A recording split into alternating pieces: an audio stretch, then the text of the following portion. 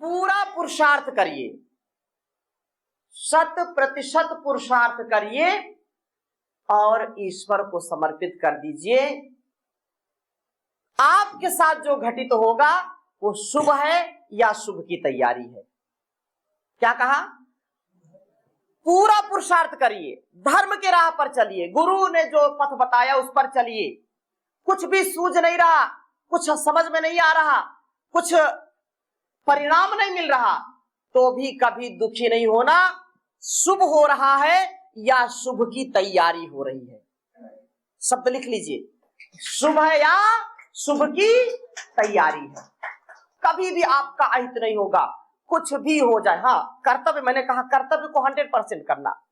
अब मन में ऐसा आ जाए आज भोजन नहीं बनाएंगे, जो होगा शुभ होगा या शुभ की तैयारी होगी। अब घर में लड़ाई झगड़ा होगा ना, बोलो ना।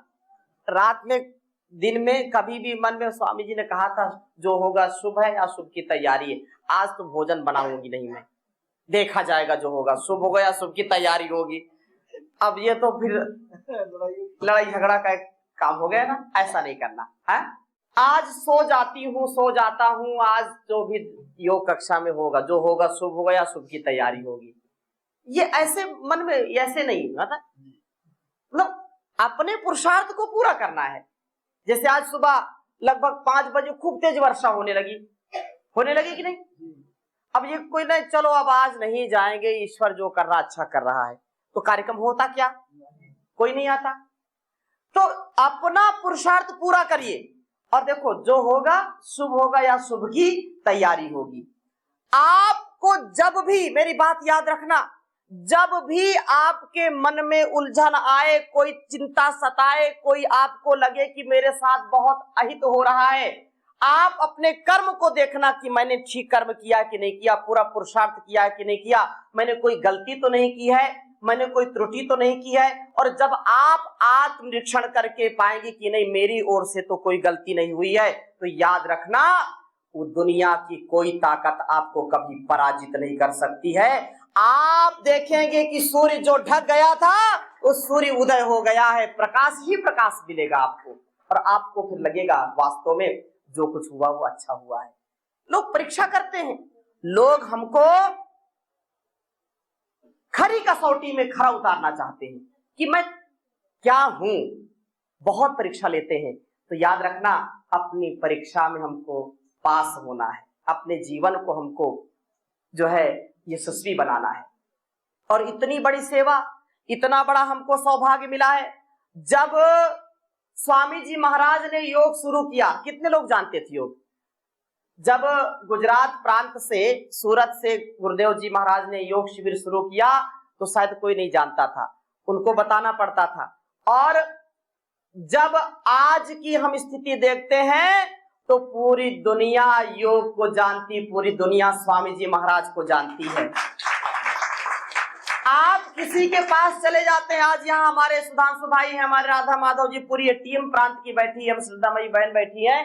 आज आप कहीं जाते हैं और बताते हैं कि मैं पतंजलि का सिपाही हूं, मैं योग योद्धा हूं, मैं प्रभारी हूं, आपको सम्मान के, आपके गौरव में कोई कमी छोड़ता नहीं व्यक्ति, उसको बहुत ही सम्मान मिलता है। मिलता है कि नहीं मिलता?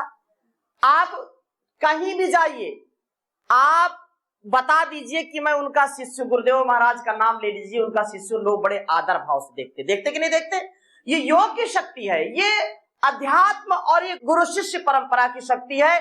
इसलिए हमारे पास तो बताने के लिए बहुत कुछ है, हमारे पास बताने के लिए बहुत कुछ है। विश्वास के साथ इस कार्य को करने की जरूरत है।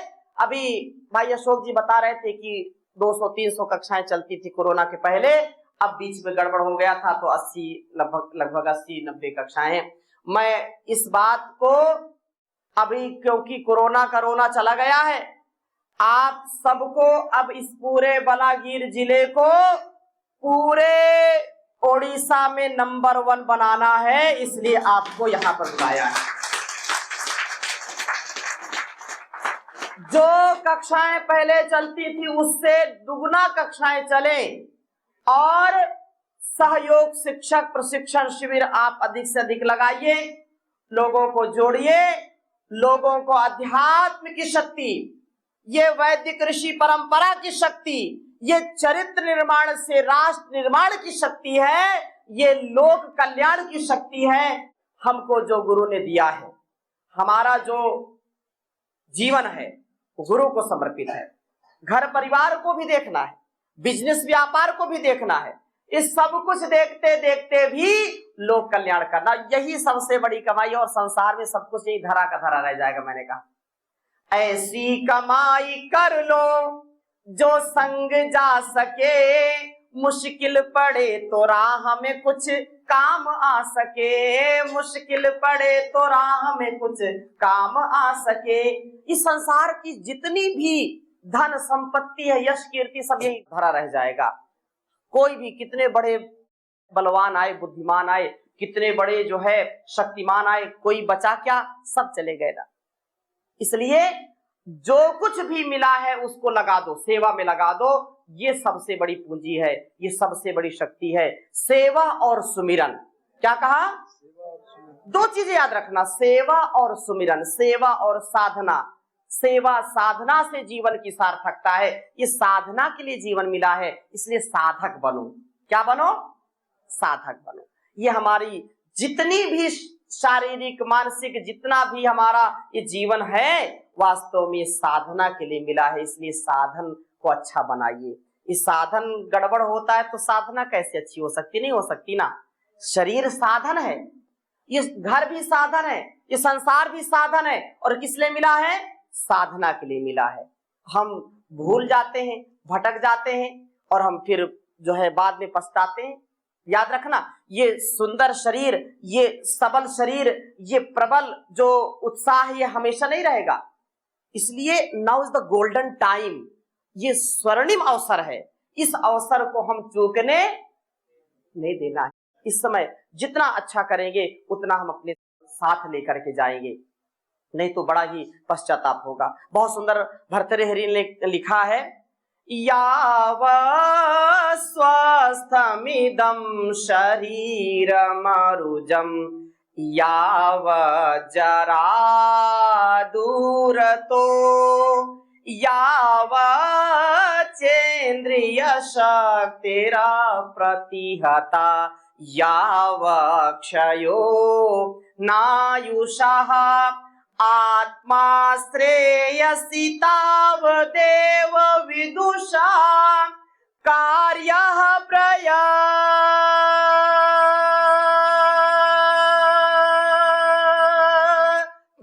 महान् संदीप्ते भवने तु कूप खननं प्रद्योद्यमः कीदृशः प्रद्योद्यमः कीदृशा। कवि ने बहुत सुंदर बात कही, देखो, यावत स्वस्थमिदं शरीर मर्जम, जब तक ये तुम्हारा शरीर सुंदर है ना, जब तक स्वस्थ है, तभी तक तुम आत्म कल्याण कर सकते हो। जब तक आंखों में देखने का सामर्थ्य, कानों में सुनने का सामर्थ्य, रसना में चखने का और बोलने का सामर्थ्य, हाथ में कर्मों का करने का सामर्थ्य, पैरों में चलने का सामर्थ्य, तभी तक धर्म कर सकते हो, तभी तक आत्म कल्याण कर सकते हो। और याद रखना, अगर ये शरीर बिगड़ गया, अगर बीमार हो गया, उजड़ गया, तो जिस लिए तुमको ये शरीर मिला है वही सिद्ध नहीं हुआ, तो फिर किस लिए जीवन मिला? निरर्थक हो जाएगा। आत्म संयम के साथ, यावत स्वस्थमिदं शरीर मर्जम यावत जरा दूर तो बुढ़ापा। कुछ लोग बोलते चलो बाद में देखा जाएगा, बुढ़ापा आएगा जब देखेंगे। अरे बुढ़ापा किसने देखा? बताओ। जवानी में, अब आजकल की जवानी की भी कोई गारंटी नहीं, फैशन के दौर में गारंटी की इच्छा ना करें। बोलो, है गारंटी की इच्छा नहीं? कोई गारंटी, सामान 100 बरस का, पल की खबर नहीं। 100 वर्ष तक जीने की कला ऋषियों ने बताई है, लेकिन आजकल की स्थिति क्या है? खाना पीना सब दूषित हो गया, रहन सहन सब दूषित हो गया, जीवन हमारा अस्त व्यस्त हो गया। इसलिए हम जब योग की शरण में, गुरु की शरण में हैं, तो हमको अपने जीवन को पूर्ण सार्थक बनाने का प्रयत्न करना है। और इसीलिए मैं निवेदन कर रहा हूं कि आत्मा श्रेयसि तावदेव विदुषा कार्यः प्रयत्नवान्। संसार में आत्म कल्याण और विश्व कल्याण, साधना और सेवा, दो चीजें। क्या कहा? साधना और सेवा, ये दो चीजें हमको करनी है, इसीलिए जीवन मिला है। सेवा और सत्कार से, परोपकार से, सदाचार से युक्त जीवन। तो ऐसे जीवन को जी करके ही हम श्रेष्ठतम बन सकते हैं। नहीं तो क्या होगा? अगर किसी के घर में आग लग जाए और फिर कोई बोले अब कुआं खोदो, इसको आग बुझाएंगे। बोलो, घर में आग लगने के बाद बोले कि अब पानी निकालो, कुआं खोदो, तो बताओ आग बुझेगी कि जब तक कुआं खोदेगा तब तक राख का ढेर बन जाएगा घर? बोलो, है कि नहीं? इसलिए पहले से पहले अपने आप को उत्तम से उत्तम बनाइए और ये साधना अपनी करते जाइए। ये राष्ट्र का, इस समाज का कल्याण करने के लिए भगवान ने हमको चुना है, तो हमको भी अब सजग होना है। साधना की राह पर चलना कठिन, साधना की राह पर चलना कठिन, रोकेंगे साधक तुझे लाखों विघन, रोकेंगे साधक तुझे लाखों विघन, साधना की राह पर चल, साधना की राह पे रुकना छोड़ दे, साधना की राह पे रुकना छोड़ दे, जो तुझे रोके वो बंधन तोड़ दे, जो तुझे रोके वो बंधन तोड़ दे, टूटे ना विश्वास छूटे ना लगन, टूटे ना विश्वास छूटे ना लगन, रोकेंगे साधक तुझे लाखों विघन, रोकेंगे साधक तुझे लाखों विघन, साधना की राह पर चलना कठिन, साधना की राह पर चलना कठिन।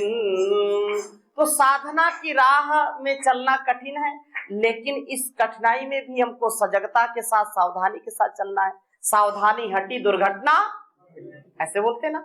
तो साधु सावधान, सावधान रह करके, व्यवधान में अपने आप को सावधान करके जो आगे बढ़ता है उसी को लक्ष्य मिलता है।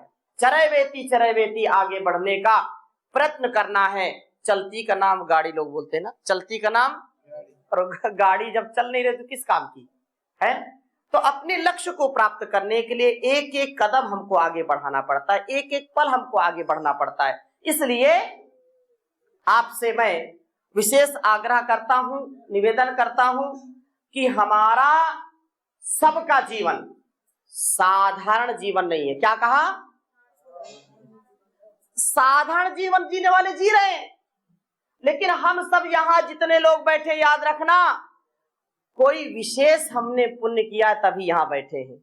कोई विशेष हमारे जीवन में और जन्म जन्मांतरों के ऐसे कर्म किए हैं, इस पवित्र अनुष्ठान से भारत स्वाभिमान पतंजलि योग समिति, महिला पतंजलि योग समिति, युवा भारत किसान सेवा समिति, सोशल मीडिया, ये इतना बड़ा संगठन का परिवार और संस्थान का परिवार है। ये परम पूज्य गुरुदेव जी महाराज का आशीर्वाद हम सबके साथ है। तो हम छोटे उद्देश्यों के लिए नहीं हमको जीना, हमको अपने गुरु का प्रतिरूप बन करके योग की सेवा, आयुर्वेद की सेवा, स्वदेशी की सेवा, संस्कृति की सेवा, भारतीय शिक्षा बोर्ड और अपनी भारतीय ऋषि परंपरा, चिकित्सा परंपरा को घर घर पहुंचाने का ये बड़ा उपकार सबको करना है। मैं निवेदन करना चाहता हूं कि हर व्यक्ति time and target based work करना है सबको।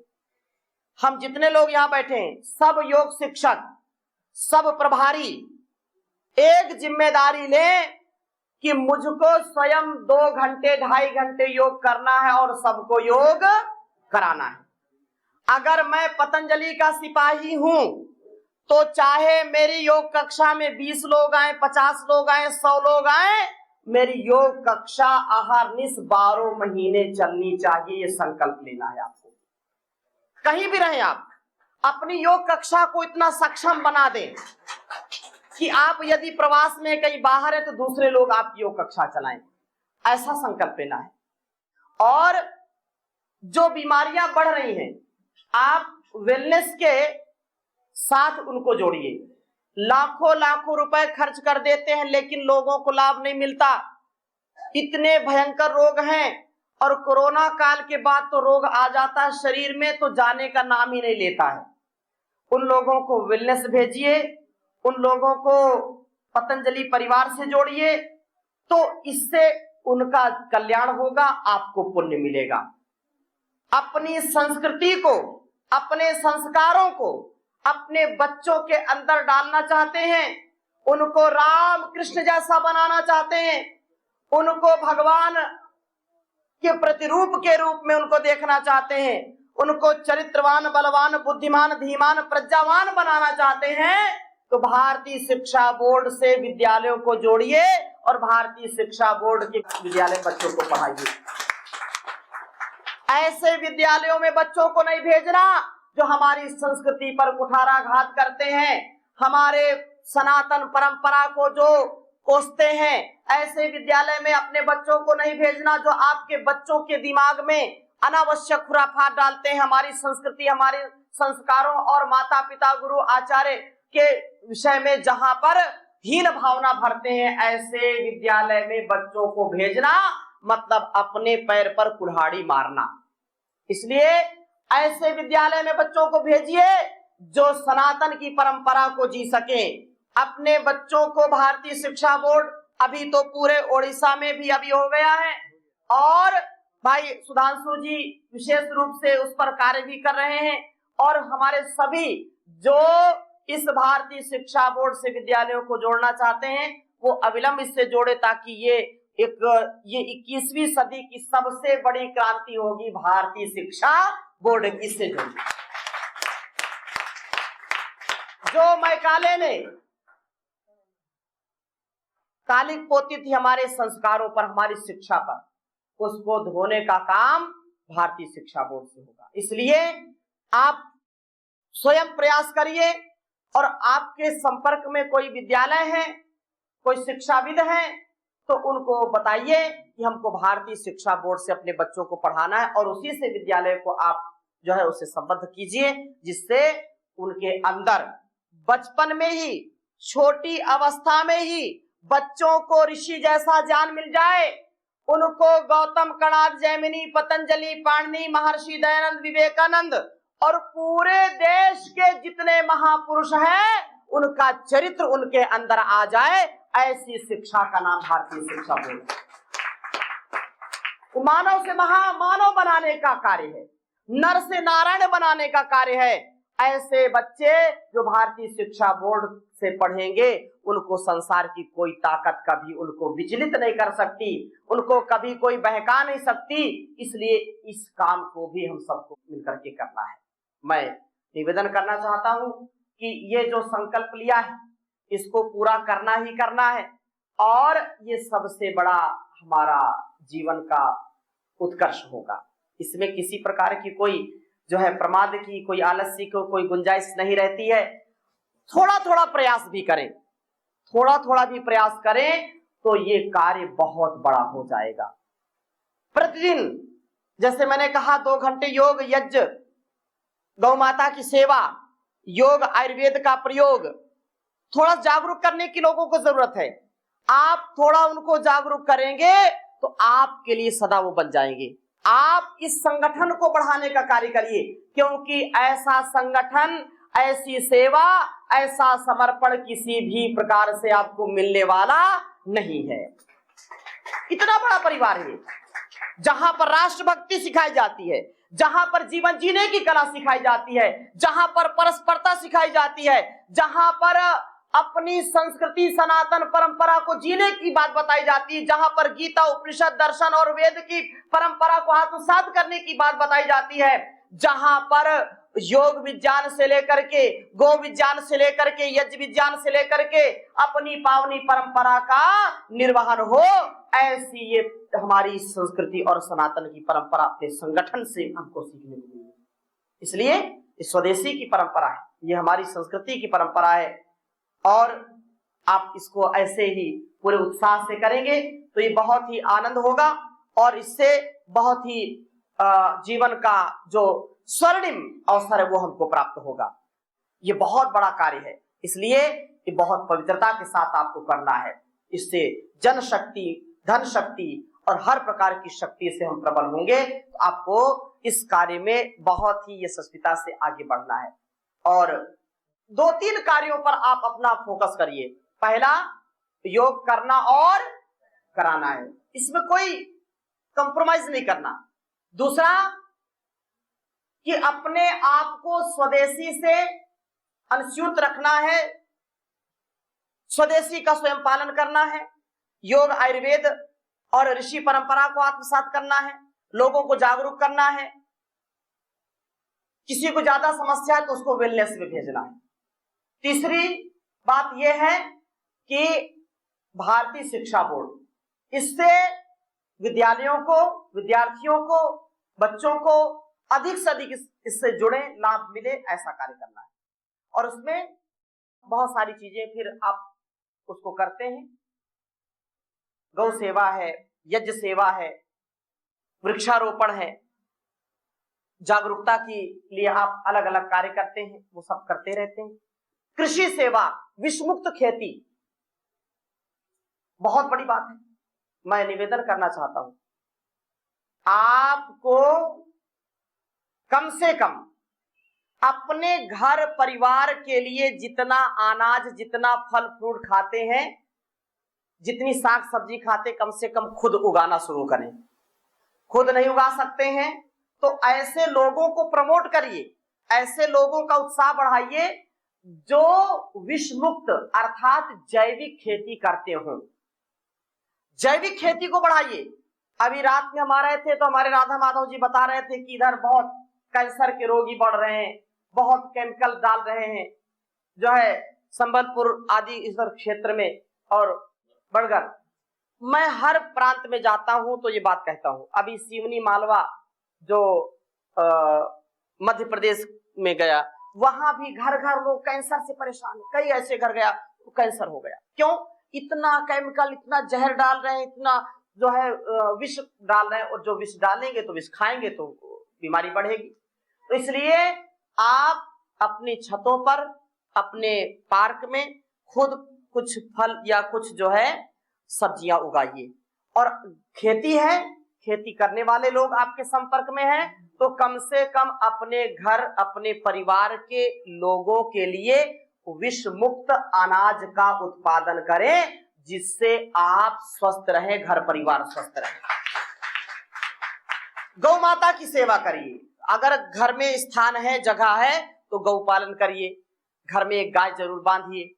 नहीं बांध सकते हैं तो जहां गौशाला है वहां एक गाय को गोद ले लीजिए कि ये मेरी गाय है, मैं इसका जो भी खर्च होगा मैं इसको दूंगा। मैं एक बात बताता हूँ, ओडिशा तो बहुत बड़ा प्रांत है, गोवा छोटा प्रांत है। कितना? गोवा 4 जिले हैं। कितने? 4 जिले हैं। और हमारे वहां के, जैसे हमारे भाई स्वयं प्रकाश जी किसान प्रभारी हैं पूरे प्रांत के, ऐसे हमारे जो है कमलाकांत ताड़ी जी वहां। और अब इस समय पतंजलि किसान सेवा समिति पूरे संगठन के माध्यम से 5,500 गौओं का पालन किया जा रहा है। कितनी? 5,500। 4 जिले, 5,500, सबसे बड़ी गौशाला। और कभी आपको अवसर हो तो जरूर जाइए गोवा और उस गौशाला को जरूर देखिए। आप भी एक बार जरूर जाइए। कपिला गौ, श्वेत कपिला गौ का पालन करते हैं और इतनी सुंदर व्यवस्था है। तो मैं केवल इतना निवेदन करना चाहता हूं कि अगर गौ माता हमारी सुरक्षित है, गौ माता संरक्षित है, तो हम संरक्षित रहेंगे, राष्ट्र हमारा सुरक्षित रहेगा। इसलिए कहा वेदों ने, गावो विश्वस्य मातरः, गाय माता की रक्षा होगी तो हमारी भी रक्षा होगी। इसलिए गौ की सेवा करिए। नहीं अपने घर पे कर सकते तो उसको गोद ले लीजिए और उसका जो है गाय का घी, मक्खन, मलाई जो पंच गव्य है उसका सेवन करिए। तो बहुत सारी बातें मैंने बताई हैं, तो ये सारी बातें मैंने बताई हैं। बोली भारत माता की, भारत माता की, वंदे वंदे, करो योग, करो योग, घर घर जाएंगे